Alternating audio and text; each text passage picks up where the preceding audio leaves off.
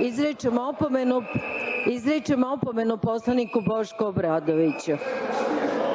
Izričem drugu opomenu poslaniku Bošku Obradoviću.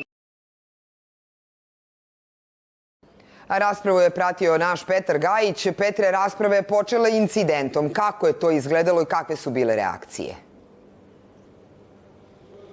Tek što je jutros u 10 sati počela rasprava u Skupštini Srbije, u salu je ušao narodni poslanik Boško Obradović, predsednik pokreta Dveri, čiji poslanici već duže vreme ne učestvuju, bojkotuju rad parlamenta. Obradović je stao između predsednice Narodne skupštine Maje Gojković i poslanika koji su sedeli u svojim klupama, doneo je i pištaljku i počeo svoj protest koji je trajao nekoliko minuta. Predsednica Narodne skupštine odmah je dala pauzu od 15 minuta i pozvala obezbeđenje. Obezbeđenje je došlo, razgovaralo sa Boškom Obradovićem, najpre pokušalo da ga ubedi da on prekine svoj protest i sam izađe napolje, pošto on to nije želeo da učini. Njegov protest u skupštinskoj sali završio se prilično grubo.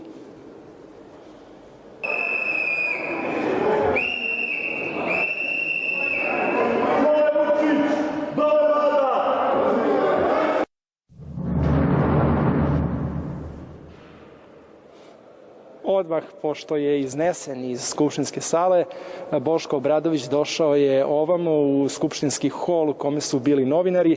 Rekao nam je da bi u nekoj razvijenoj parlamentarnoj demokratiji ono što je on danas učinio bilo neprimereno i nepristojno, ali da u Srbiji danas, u kojoj se, kako kaže, opozicionim poslanicima isključuje mikrofon kada hoće da izraze svoje mišljenje, on nije imao drugi način da izrazi svoj bunt i protest. Odmah je stigao odgovor poslaničke grupe Srpske napredne stranke. Novinarima se takođe ovde u holu obratila Sandra Božić, poslanica naprednjaka. Ona je rekla da Obradović nije znao drugi način da izrazi svoj protest, a da je svakako drugi način postojao.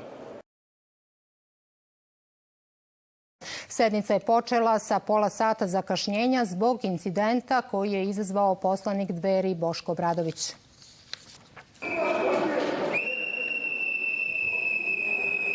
Početak sednice obeležio je incident. Odmah po usvajanju dnevnog reda Boško Obradović, narodni poslanik i lider Dveri, pištaljkom je prekinuo sednicu. Izrečene su mu 2 opomene i udaljenje sa sednice. Određujem pauzu od 20 minuta. Molim da pozivam službe zadržane za održavanje reda u zgradi da primenu mere i da isprate poslanika van sale. Posle poziva predsjednice Skupštine da nadležne službe isprate poslanika Dveri iz sale, oni su ga izneli.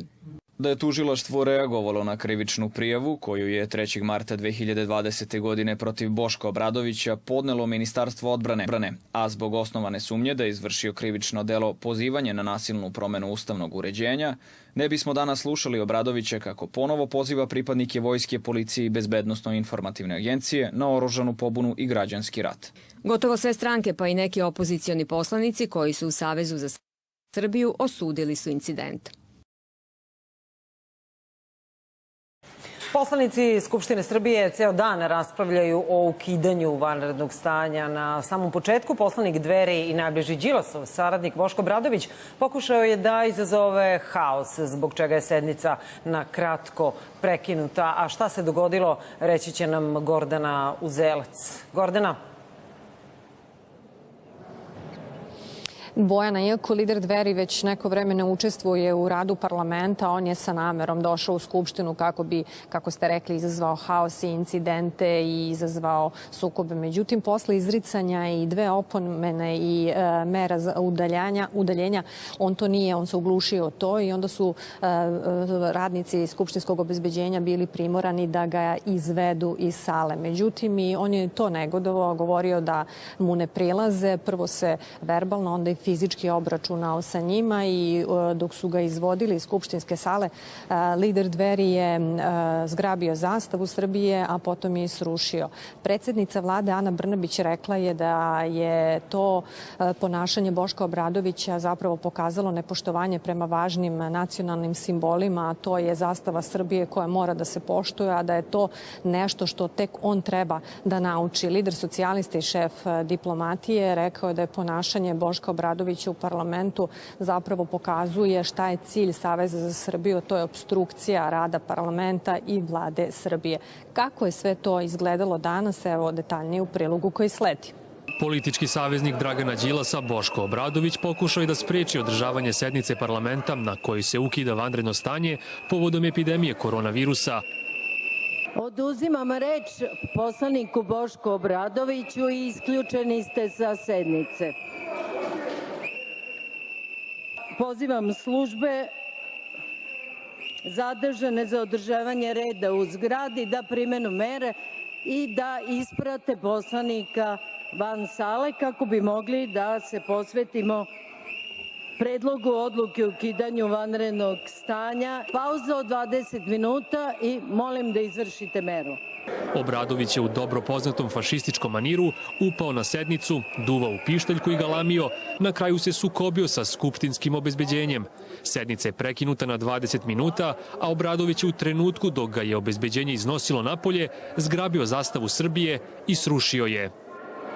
Šutiranjem policajca u Skupštini, lider Dveri i najbliži saradnik Dragana Đilasa pokazao je da je nasilje jedini način kojim bi Đilasovci da dođu na vlast, kaže ministar unutrašnjih poslova. Bilo da se radi o Bošku Obradoviću, koji je danas tokom akta nasilja u parlamentu išao dotle da šutne policajca, valjda time pokazujući koliko poštuje tu profesiju i struku, bilo ostalim njegovim saborcima.